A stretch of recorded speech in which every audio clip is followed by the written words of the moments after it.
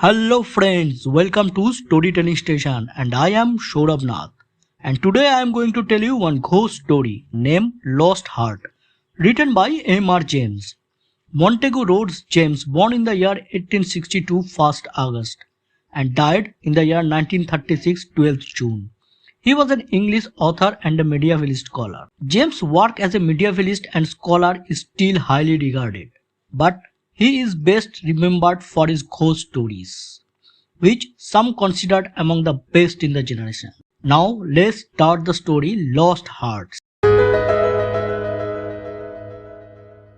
It was, as far as I can ascertain, in September of the year 1811 that a post chaise drew up before the door of Assorby Hall, in the heart of Lincolnshire. The little boy, who was the only passenger in the chaise and who jumped out as soon as it had stopped, looked about him with the keenest curiosity during the short interval that elapsed between the ringing of the bell and the opening of the hall door. He saw a tall, square red brick house built in region of Annie. A stone pillared porch had been added in the purer classic style of 1790. The windows of the house were many, tall and narrow, with small panes and thick white woodwork. A pediment pierced with a round window crowned the front. There were wings to right and left, connected by curious glazed galleries, supported by colonnades with a central block. These wings plainly contained the stables and office of the house. Each was surmounted by an ornamental cupola with a gilded vane.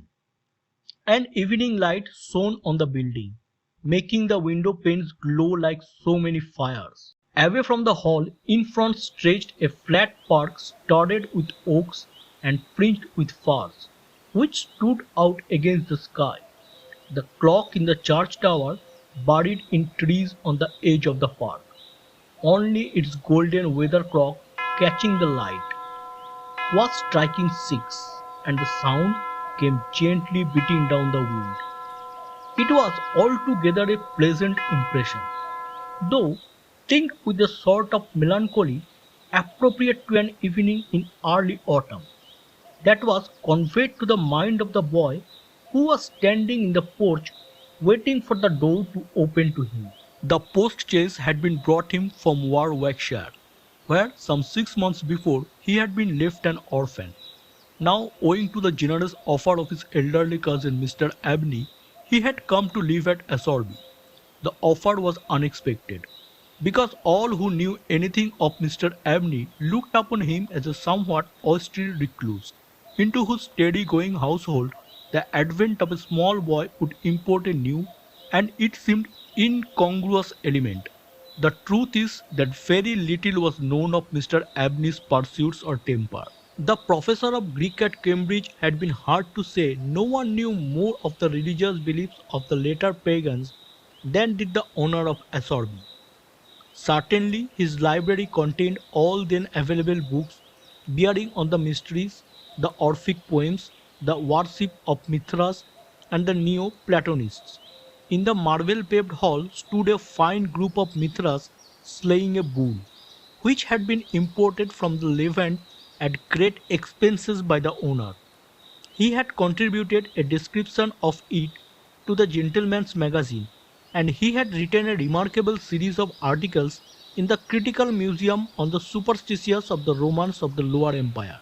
He was looked upon in fine as a man wrapped up in his books, and it was a matter of great surprise among his neighbours that he should even have heard of his orphan cousin, Stephen Eliot, much more that he should be volunteered to make him an inmate of Assorby Hall. Whatever may have been expected by his neighbours, it is certain that Mr. Abney, the tall, the thin, the austere, seemed inclined to give his cousin a kindly reception. The moment the front door was opened, he darted out of his study, rubbing his hands with delight. "How are you, my boy? How are you? How old are you? That is, you are not too much tired, I hope, by the journey to eat your supper?" No, thank you, sir. I am pretty well. That's a good lad. And how old are you, my boy?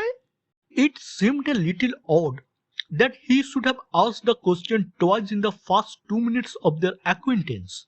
I am 12 years old. Next birthday, sir. And when is your birthday, my dear boy? 11th of September, hey? That's well, that's well. That's a very well thing. Nearly a year hence, isn't it? I like it. Ha ha ha. I like to get these things down in my book. Sure, it's 12. Certain, right? Yes, quite sure, sir. Well, well. Parks, take him to Mrs. Punch's room and let him have his tea, supper, whatever it is. Oh, yes, sir. He conducted Stephen to the lower regions. Mrs. Bunch was the most comfortable and human person whom Stephen had as yet met in Assorby. She made him completely at home. They were great friends in a quarter of an hour, and great friends they remained. Mrs. Bunch had been born in the neighborhood some 55 years before the date of Stephen's arrival, and her residence at the Hall was of 20 years. Consequently, if anyone knew the ins and outs of the house and the district, Mrs. Bunch knew them, and she was by no means disinclined to communicate her information. Certainly there were plenty of things about the Hall and the Hall gardens which Stephen, who was an adventurous and inquiring term, was anxious to have explained to him. Who built the temple at the end of the L'Oreal walk? Who was the old man whose picture hung on the staircase, sitting at a table with a skull under his hand? These and many similar points were cleared up by the resources of Mrs. Bunch's powerful intellect.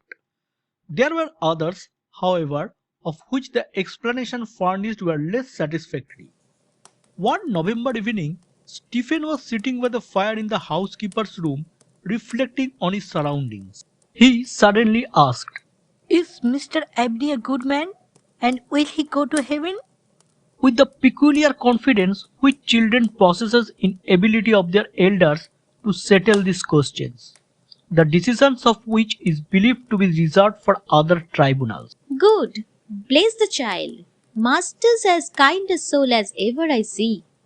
Didn't I never tell you of the little boy as he took in out of the street, as you may say, this 7 years back, and the little girl 2 years after I first come here?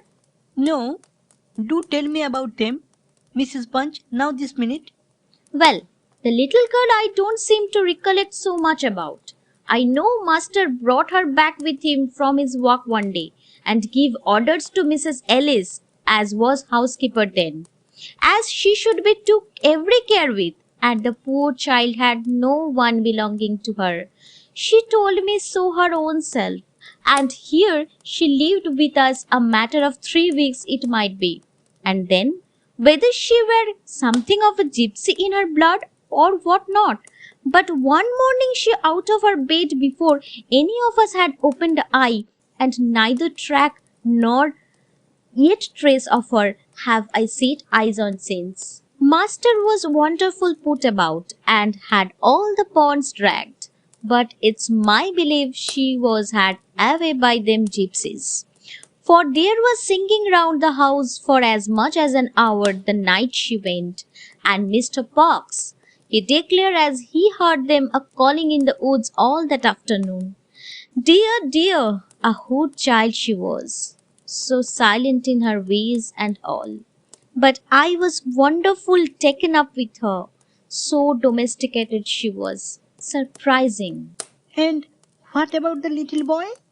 Ah, that poor boy. He was a foreigner, Giovanni he called himself, and he come wicking his hurdy-gurdy round and about the drive one winter day, and master had him in that minute, and as to all about where he came from, and how old he was, and how he made his way, and where was his relatives, and all as kind as heart could wish.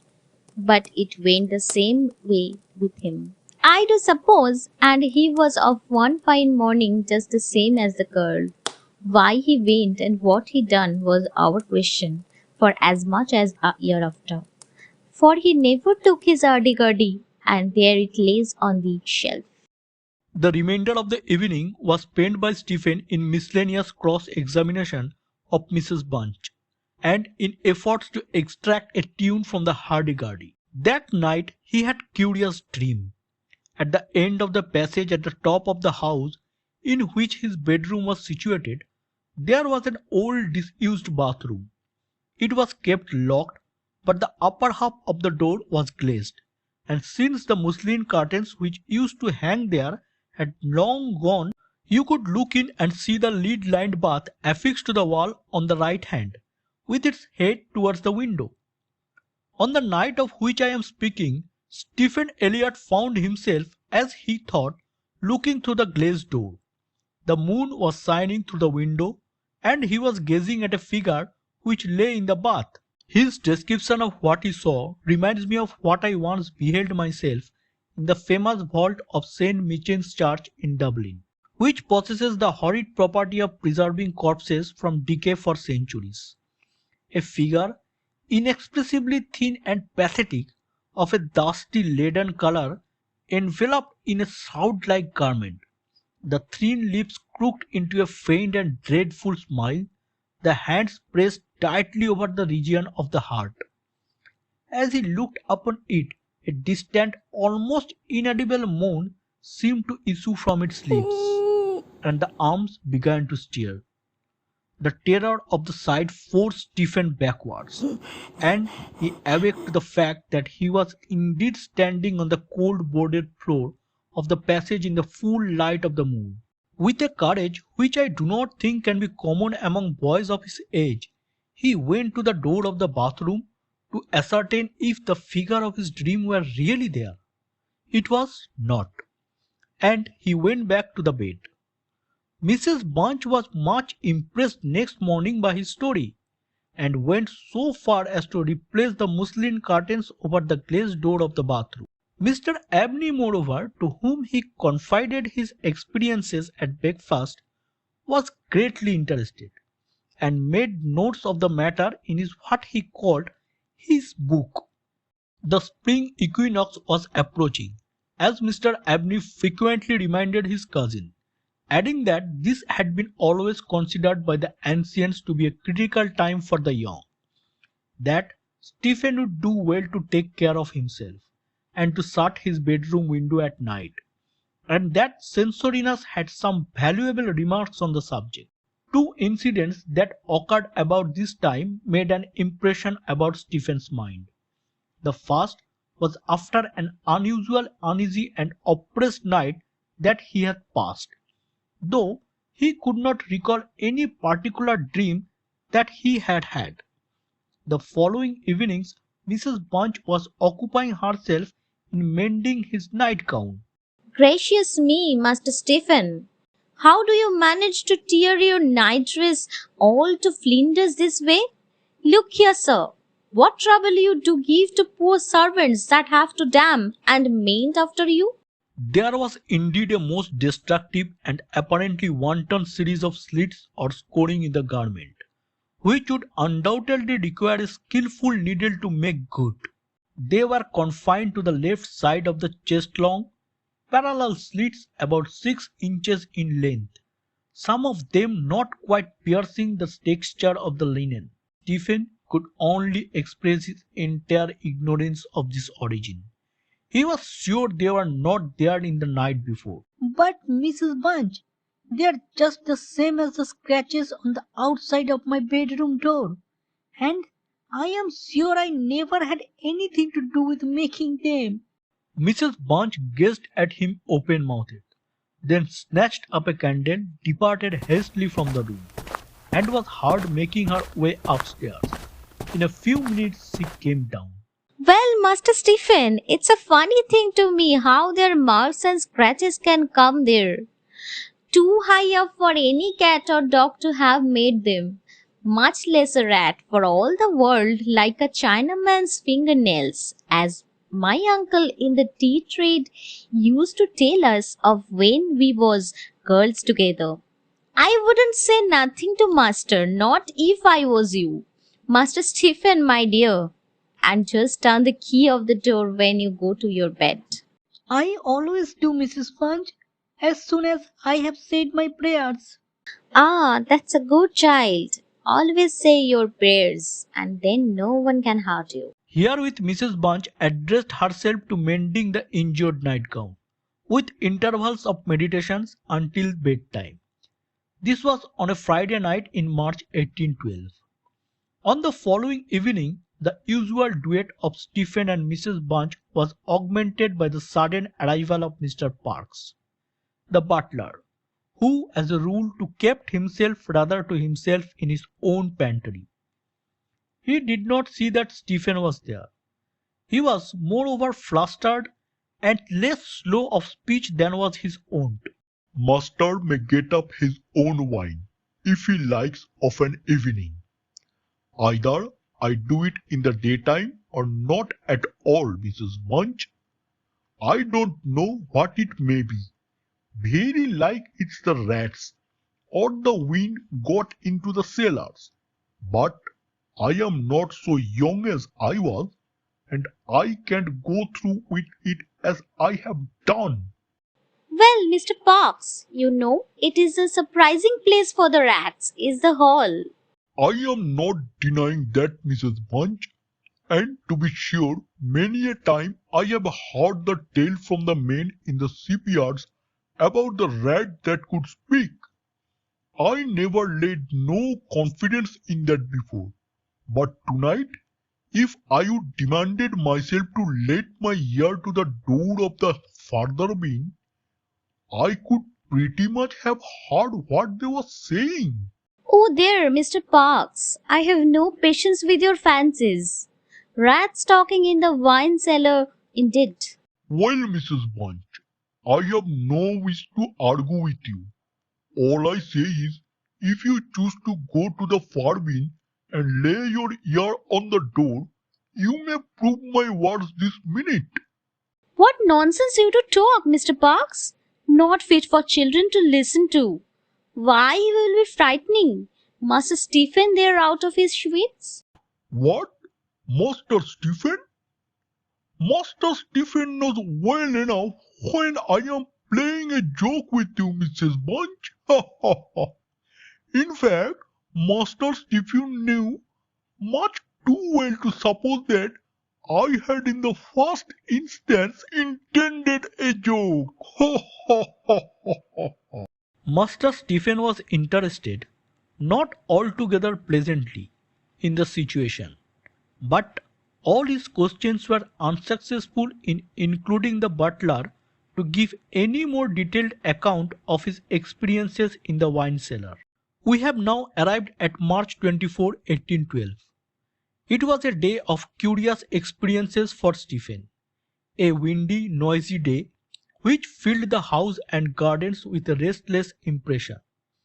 As Stephen stood by the fence of the grounds and looked out into the park, he felt as if an endless procession of unseen people were sweeping past him on the wind, borne on resistlessly and aimlessly, vainly striving to stop themselves to catch at something that might arrest their flight and bring them once again into contact with the living world of which they had formed a part. After lunch that day, Mr. Abney said, "Stephen, my boy, do you think you could manage to come to me tonight as late as 11 o'clock in my study?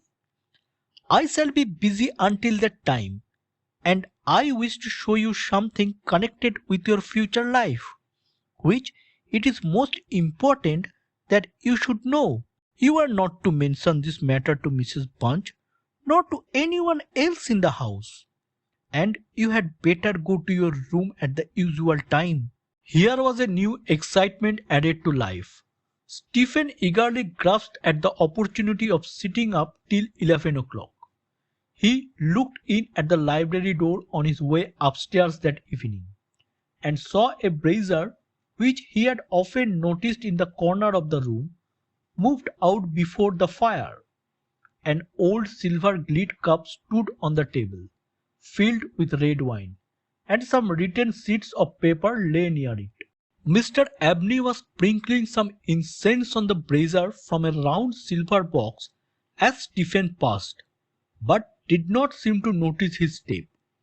The wind had fallen, and there was a still night and a full moon. At about 10 o'clock, Stephen was standing at the open window of his bedroom, looking out over the country. Still as the night was, the mysterious population of the distant moonlight woods was not yet lulled to rest. From time to time, strange cries as of lost and despairing wanderers sounded from across the mere. They might be the notes of owls or waterbirds, yet they did not quite resemble either sound. Were not they coming nearer? Now they sounded from the nearer side of the water, and in a few minutes they seemed to be floating about among the strawberries. Then they ceased, but just as Stephen was thinking of shutting the window and resuming his reading of Robinson Crusoe, he caught sight of two figures standing on the gravel terrace that ran along the garden side of the hall. The figures of a boy and a girl, as it seemed. They stood side by side, looking up the windows. Something in the form of the girl recalled irresistibly his dream of figure in the bath. The boy inspired him with more acute fear. Whistle the girl stood still, half smiling with her hands clasped over her heart. The boy, a thin shape with black hair and ragged clothing, raised his arms in the air, with an appearance of menace and of unappeasable hunger and longing. The moon shone upon his almost transparent hands, and Stephen saw that the nails were fearfully long, and that the light shone through them.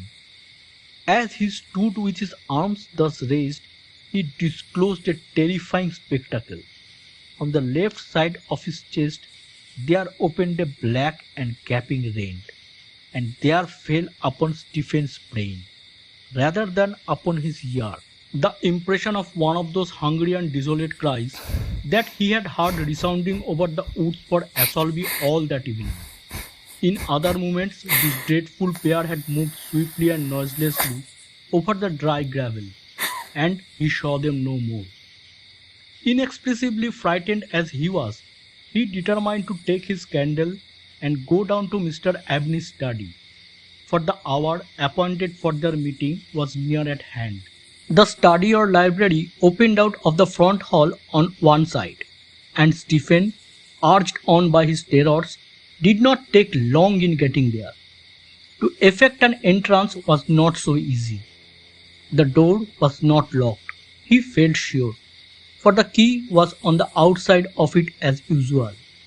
He repeated knocks produced to answer. Mr. Abney was engaged. He was speaking. What? Why did he try to cry out? And why was the cry choked in his throat? Had he too seen the mysterious children? But now everything was quiet, and the door yielded on Stephen's terrified and frantic pushing. On the table in Mr. Abney's study, certain papers were found which explained the situation to Stephen Elliott, when he was of an age to understand them. The most important sentences were as follows. It was a belief very strongly and generally held by the ancients, of whose wisdom in these matters I have had such experiences as induces me to place confidence in their assertions, that by enacting certain processes which to us moderns have something of a barbaric complexion, a very remarkable enlightenment of the spiritual faculties in man may be attained, that for example by absorbing the personalities of a certain number of his fellow creatures, an individual may gain a complete ascendancy over those orders of spiritual beings which control the elemental forces of our universe. It is recorded of Simon Magus that he was able to fly in the air, to become invisible, or to assume any form he pleased, by the agency of the soul of a boy whom, to use the libellous phrase employed by the author of the Clementine Recognitions, he had murdered. I find it set down, moreover, with considerable detail in the writing of Hans Trismegistus that similar happy results may be produced by the absorption of the hearts of not less than 3 human beings below the age of 21 years. To the testing of the truth of this receipt, I have devoted the greater part of the last 20 years, selecting as the corpora villa of my experiment such persons as could conveniently be removed without occasioning a sensible gap in the society. The first step I effected by the removal of one Phoebe Stanley, a girl of gypsy extraction, on March 24, 1792. The second by the removal of a wandering Italian lad named Giovanni Paoli on the night of March 23, 1805. The final victim, to employ a word repugnant in the highest degree to my feelings, must be my cousin, Stephen Elliott. His day must be this March 24, 1812. The best means of effecting the required absorption is to remove the heart from the living subject, to reduce it to ashes, and to mingle them with about a pint of some red wine, preferably port.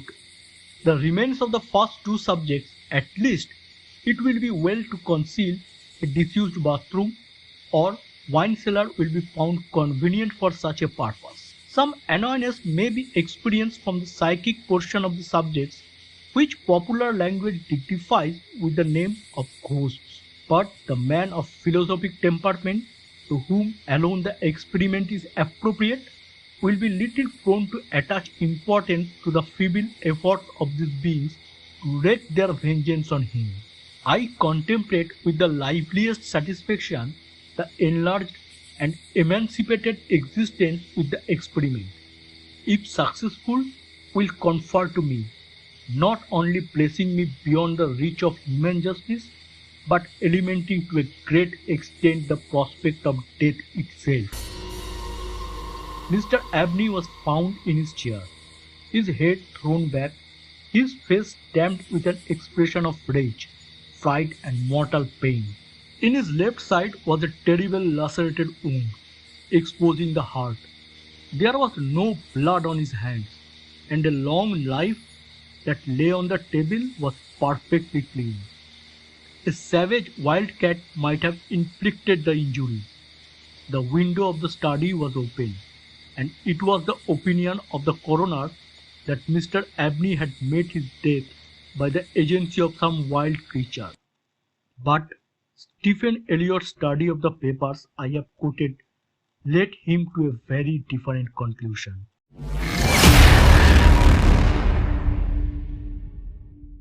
You are listening to Lost Hearts, written by mrjames. Storytelling by Sourav, Nath and Subhanwita Mullick. If you love this story, please give it a like and share this with your friend. And don't forget to hit the subscribe button below. Thank you.